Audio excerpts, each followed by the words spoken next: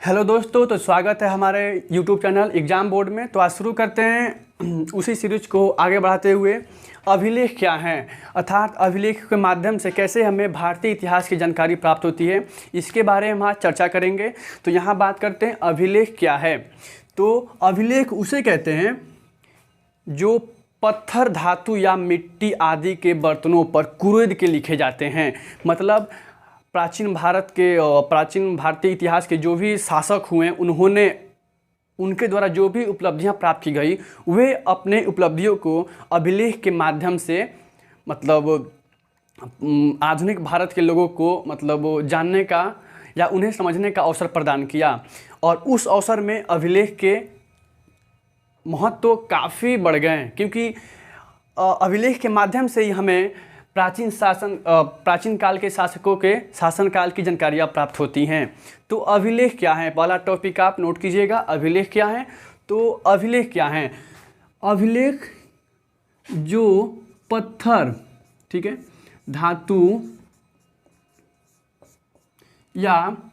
धातु या दीवार या ईंटों पे कुरेद के लिखे जाते हैं, उन्हें अभिलेख कहते हैं। तो आपका पहला टॉपिक क्लियर होता है। अभिलेख क्या है? तो अभिलेख उसे कहते हैं जो पत्थर, धातु या ईंट या मिट्टी के बर्तनों आदि पर कुरेद के या खुदे जाते हैं, जिससे हमें उस समय के शासक के शासनकाल की जानकारी प्राप्त होती है। ठीक है, अब यहाँ बात करते हैं इतिहास लेखन में अभिलेखों के क्या महत्व हैं। आखिर कैसे हम प्राचीन भारत के इतिहास को जानने के लिए अभिलेखों की सहायता लेते हैं। जैसे अगर हमें सम्राट अशोक की बात होती है, तो सम्राट अशोक के यहाँ नीचे जो टॉपिक उसकी हम बात करेंगे, इससे रिलेटेड है इतिहास लेखन में अभिलेखों के क्या महत्व हैं। तो हमें सबसे ज़्यादा सम्राट अशोक की जानकारी अभिलेख के माध्यम से प्राप्त होती है, चाहे वो जूनागढ़ का अभिलेख हो या मस्की अर्थात कर्नाटक का अभिलेख हो। ठीक है, तो दूसरा टॉपिक है इतिहास लेखन में अभिलेखों के क्या महत्व हैं। तो यहाँ इसका आंसर होना चाहिए इतिहास लेखन में अभिलेखों के महत्वपूर्ण योगदान साबित होते हैं, क्योंकि अधिकतर इतिहास की जानकारियाँ हमें शिलालेखों या अभिलेखों के माध्यम से प्राप्त होती है। क्योंकि अभिलेख एक तरह से अस्थाई प्रमाण होते हैं। क्या होते हैं अभिलेख? अभिलेख एक तरह से अस्थाई प्रमाण होते हैं जो उस समय के शासक अपनी उपलब्धियों को अपने दरबार में रहने वाले कवियों या लेखकों के माध्यम से प्रदर्शित करने का प्रयास करते हैं, जिसमें महिलाओं, पुरुषों के द्वारा जो भी धार्मिक अनुष्ठानों में दान किए जाते हैं, उनका भी विवरण मिलता है। ठीक है, तो बात करते हैं तीसरा नंबर बात है अभिलेख इतिहास के द्वार कैसे खोलते हैं। आखिर दोनों टॉपिक सेम है, दूसरा नंबर क्वेश्चन, 3 नंबर क्वेश्चन, बिल्कुल कोई अंतर नहीं है। यहाँ बात कर रहे हैं द्वार कैसे खोलते हैं, कैसे हमें अभिलेख के माध्यम से भारतीय इतिहास की जानकारी प्राप्त होती है, उसके बारे में बात करते हैं। तो अभिलेख, अगर आप अभिलेख जानते हैं अभिलेख क्या है, तो भारतीय इतिहास अभिलेख इतिहास के द्वार कैसे खोलते हैं, इसके बारे में आप लिख सकते हैं। अभिलेख इतिहास के द्वार अभिलेखों में प्राप्त की गई लिपियों के आधार पर खोल सकते हैं। जैसे यहाँ बात करते हैं ब्रिटिश अधिकारी जेम्स प्रिंसेप, एक ब्रिटिश ईस्ट इंडिया कंपनी टकसाल के अधिकारी होते हैं, राजस्व के एक अधिकारी होते हैं, जिसका नाम होता है जेम्स प्रिंसेप। इन्होंने 1830 के दशक में क्या होता है कि रेलवे लाइन बिछाने के दौरान इन्हें कुछ अभिलेखों की प्राप्ति होती है, और उस अभिलेखों में जेम्स प्रिंसेप ने दो लिपि की खोज की या 2 लिपियों का अध्ययन किया। अध्ययन बाद में बात करते हैं। 2 लिपियों की खोज की, और वो 2 लिपि कौन कौन सी थी? तो पहली थी ब्राह्मी लिपि और दूसरी थी खरोष्टी लिपि। अब ब्राह्मी लिपि, खरोष्टी लिपि क्या है, तो उसकी बात करते हैं हम। पहले ये बात करेंगे कि आखिर ब्राह्मी लिपि और खरोष्टी लिपि। तो जेम्स प्रिंसेप को अधिकतर अभिलेखों पे इस तरह के चिन्ह प्राप्त होते हैं, और कुछ अन्य लिपियों के ज्ञान से उन्होंने सम्राट अशोक के नाम को पढ़ा, और उन्होंने सबसे पहले कहा था कि अधिकतर अभिलेख पे प्रियदर्शी अर्थात मनोहर मुख वाले सम्राट अशोक का नाम मिलता है। तो यहाँ से क्वेश्चन बनता है कि सम्राट अशोक के अभिलेख को सर्वप्रथम किसने पढ़ा था? तो जेम्स प्रिंसेप ने पढ़ा था। या ब्राह्मी और खरोष्टी लिपि की खोज सर्वप्रथम किसने प्रस्तुत किया, किसने अध्ययन किया? तो जेम्स प्रिंसेप। ठीक है, तो यहाँ बात वही कह रहा है कि इतिहास के द्वार अभिलेख कैसे खोलते हैं, यहाँ अभिलेख इतिहास के द्वार कैसे खोलते हैं, इसकी बात हो गई। अब यहाँ बात करते हैं इनके माध्यम से भारतीय इतिहास की जानकारी। कैसे हमें अभिलेख के माध्यम से भारतीय इतिहास की जानकारी प्राप्त करते हैं, इस बारे में हम कल अलग से वीडियो बना के चर्चा करेंगे। ये बहुत ही इम्पोर्टेंट फैक्ट है। ठीक है, इसकी बात हम करेंगे। आखिर अभिलेख के माध्यम से कैसे भारतीय इतिहास की जानकारी प्राप्त होती है, जैसे स्कंदगुप्त का अभिलेख, जूनागढ़ का अभिलेख, गिरनार का अभिलेख। ठीक है, इसकी बात करेंगे हम।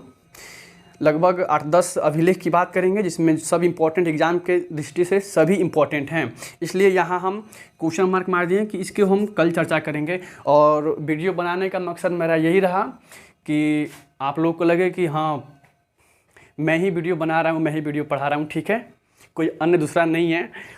तो यहाँ बात करते हैं आखिर अभिलेख क्या था, इसकी चर्चा हो गई। नीचे हम एक टॉपिक लिखे हुए D.R. भंडारकर महोदय, यहाँ देखिए नाम है D.R. भंडारकर महोदय। ये एक ऐसे व्यक्ति होते हैं जिन्होंने केवल अभिलेखों के अध्ययन के आधार पर सर्वप्रथम अशोक के अभिलेख को पढ़ने का प्रयास किया। और ये क्वेश्चन कई बार पूछा हुआ है कि अभिलेख के आधार पर, अभिलेखों के अध्ययन के आधार पर सर्वप्रथम किसने अशोक के अभिलेख को पढ़ने का प्रयास किया? तो केवल अभिलेखों के अध्ययन के आधार पर D.R. भंडारकर महोदय ने अशोक के अभिलेख को पढ़ने का प्रयास किया। यहाँ बात करते हैं ब्रिटिश अधिकारी। अगला टॉपिक है जेम्स प्रिंसेप। तो आपको पता होना चाहिए कि जेम्स प्रिंसेप एक ब्रिटिश अधिकारी थे। उन्होंने खुदाई के दौरान कुछ अभिलेखों का अध्ययन किया और उस अभिलेखों पे उन्होंने अशोक अर्थात प्रियदर्शी मनोहर मुख वाले अशोक के नाम को प्रस्तुत किया। और उन्होंने कहा कि अधिकतर अभिलेख पे अशोक के नाम मिलते हैं। ठीक है, यहाँ से क्वेश्चन बनता है, ये क्वेश्चन इंपॉर्टेंट कई बार बना हुआ है। और यहाँ बात करते हैं, नीचे है एक क्वेश्चन ऊपर छूट गया है कि अभिलेखों के अध्ययन को क्या बोलते हैं? तो अभिलेखों के अध्ययन को अभिलेख शास्त्री या इपिग्राफी बोलते हैं। इंग्लिश ही सही रहेगा आपके लिए। अभिलेखों के अध्ययन को क्या बोलते हैं? तो अभिलेखों के अध्ययन को इपिग्राफी बोलते हैं। और ये क्वेश्चन ऊपर के एग्जामों में आ चुका है, पीसीएस जैसे एग्जामों में आ चुका है कि अभिलेखों के अध्ययन को क्या बोलते हैं? इपिग्राफी बोलते हैं। और यहाँ बात कर रहे हैं कि प्रथम भारत के, एक तरह से ये हल्ट जैक जर्मन के थे। ठीक है, यहाँ बात कर रहे हैं जो ये हल्ट जैक नाम लिखे हैं, यहाँ हम लिखे हैं प्रथम अभिलेख शास्त्री। कौन थे? हल्ट जैक थे जो जर्मन के विद्वान थे। सर्वप्रथम भारत में प्रथम अभिलेख शास्त्री हल्ट जैक को बनाया गया था, जो जर्मन के थे। ठीक है, यहाँ गलती से तीर नीचे होना चाहिए, एरो। अब यहाँ नीचे टॉपिक पे लिखे हैं अशोक स्तंभ की खोज। ठीक है, सही बात है, ये एरो ऊपर नहीं तो नीचे है। लिखा है प्रथम अभिलेख शास्त्री हल्ट जैक थे और इनके द्वारा प्रथम जो अभिलेख शास्त्र की पत्रिका होती है 1887 में प्रकाशित की गई थी। ठीक है, यहाँ ये भी टॉपिक कंप्लीट होता है कि प्रथम अभिलेख शास्त्री जो जर्मन के थे हल्ट जैक थे, इनके द्वारा 1887 में प्रथम अभिलेख शास्त्र की पत्रिका प्रसारित की जाती है। ठीक है, यहाँ बात करेंगे, कुछ टॉपिक ऊपर छूट गया है कि भारत में सर्वप्रथम पुरातत्व विभाग की अभिलेख शाखा कब बनाई गई थी? 1886 में। ठीक है, अगर बात करें पुरातत्व विभाग की स्थापना कब की गई थी, तो आपको ऑफलाइन क्लास में पढ़ाया गया था 1861 में भारत में सर्वप्रथम पुरातत्व विभाग की स्थापना की गई थी। ठीक है, यहाँ बात करते हैं नीचे कि अशोक स्तंभ की खोज। ठीक है, तो एक व्यक्ति होते हैं जिनका नाम होता है टिफेन थेलर महोदय ने सर्वप्रथम अशोक के स्तंभ की खोज दिल्ली में 1750 ईस्वी में की थी। और इन्होंने बताया था, और इन्होंने भी मतलब अधिकतर अभिलेखों पे अशोक के नाम को मतलब दावा किया था कि अधिकतर अभिलेखों पे अशोक के नाम उत्कीर्ण किए गए हैं। इससे क्या पता चलता है? इससे पता चलता है कि अशोक ने अपने शासनकाल के सारी उपलब्धियां, यहाँ तक कि अपने नाम को भी अभिलेख पे, अर्थात अभिलेख किस पे, तो पत्थर, धातु या मिट्टी के बने बर्तनों पे उत्कीर्ण करवाए हुए थे। ठीक है, यहाँ जो लिखे हुए हैं ये एरो देखे, जेम्स प्रिंसेप की तरफ एरो है कि जेम्स प्रिंसेप लिपि का पता लगाया 1837 ईस्वी में। और सबसे पहले अशोक के अभिलेख को किसने पढ़ा था? तो जेम्स प्रिंसेप ने पढ़ा था। कब पढ़ा था? 1837 में पढ़ा था।